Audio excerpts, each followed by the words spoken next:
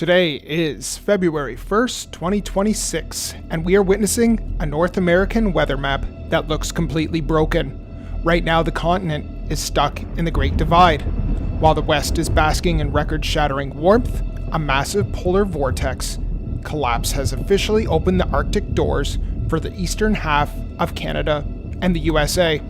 In southwestern Ontario, we're currently sitting at -4 degrees Celsius, but it feels like -8 degrees. But the sun is finally out today, so it actually feels pretty nice because it's been so cold and gray lately. But this is just the calm before the storm. With a confirmed stratospheric warming event splitting the vortex, we are entering a pattern we haven't seen in decades. Is your region about to be under seasonal for the next 14 days? Or are you on the warm side of the split? Let's look at the anomalies, the wind chill, and the probability of this freeze lasting through the next few weeks. Let's dive into the data. So let's have a look at what our current radar looks like right now. We are currently seeing a few showers off the western coast of Canada at Vancouver Island and a little bit of snow, but this is typical, especially through the winter months.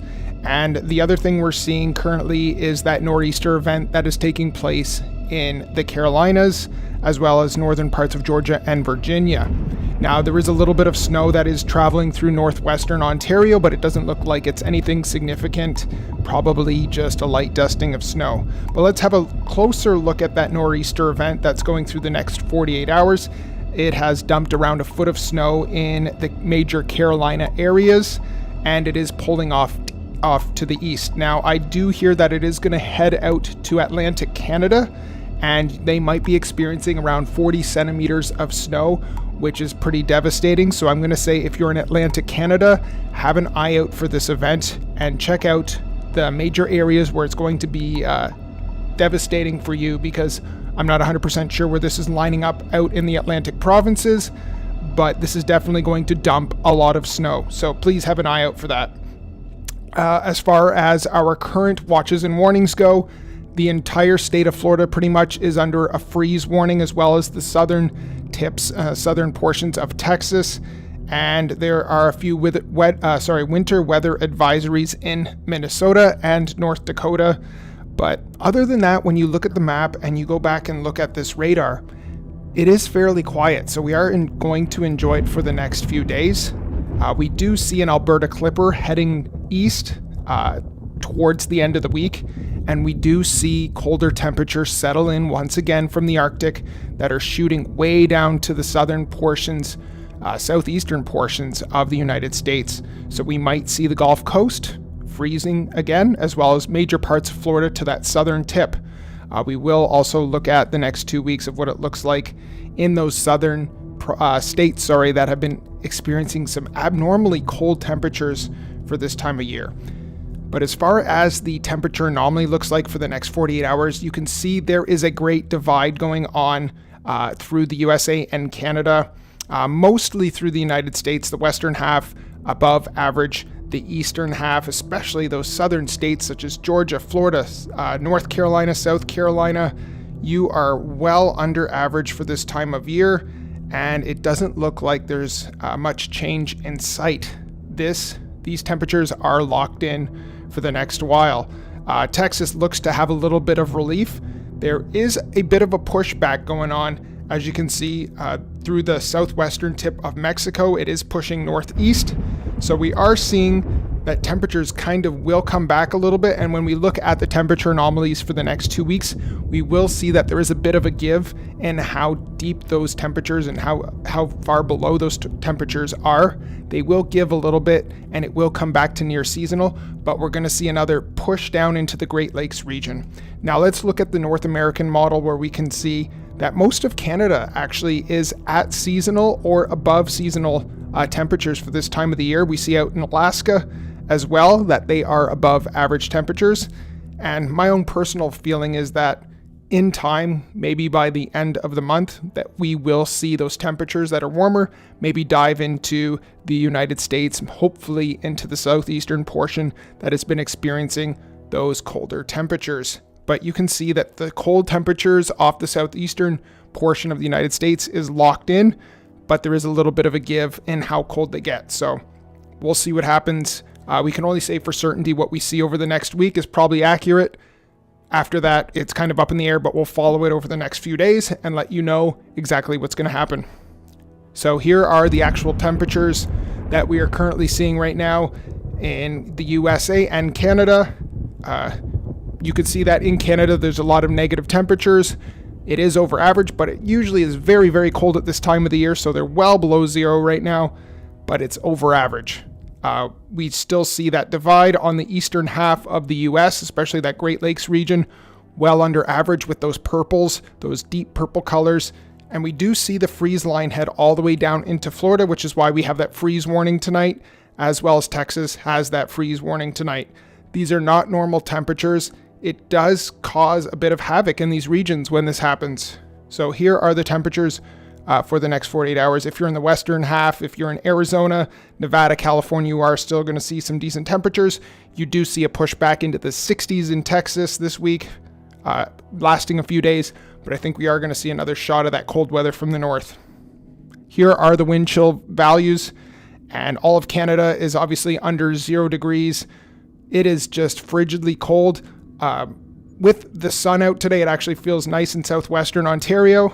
It is actually very cold today, but because the sun's out, it actually feels pretty nice. We are getting soon into that later half of the winter season. We will start to feel the sun more and more. It does feel nice when it's out, especially because it's been so cold. Have a look at the southern portions of Florida. We see it dip all the way into those blue areas that it's below 32 degrees, which is that freezing point. So we are still seeing that cold, unusual weather all the way down through there. Now, hopefully their daytime highs can push into the 50s and 60s. We do see that in Texas. But as far as Mississippi, Louisiana, you are getting a little pushback, but you're still hitting those freezing marks by the end of the day. That would be about it. If you're in the Ohio Valley, Indiana, New York, Pennsylvania, still in those purples, it is very cold for you. I would say hang in there for the next 2 weeks, but it doesn't look too promising, as we can see in the 6 to 10 day temperature probability outlook. We see the Great Divide still happening. The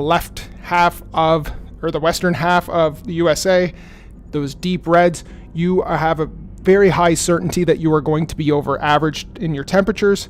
So enjoy, because in the East Coast where I'm at, it is pretty depressing. We are in the dark blues, which means there is a very strong relation or probability that it will be very cold. We see it all the way down through Florida.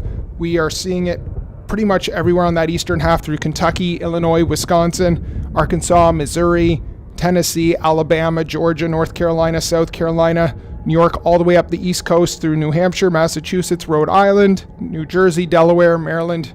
If you're in any of those areas for the next 6 to 10 days and even through the next 2 weeks, there is a high degree of certainty that you are going to be under average.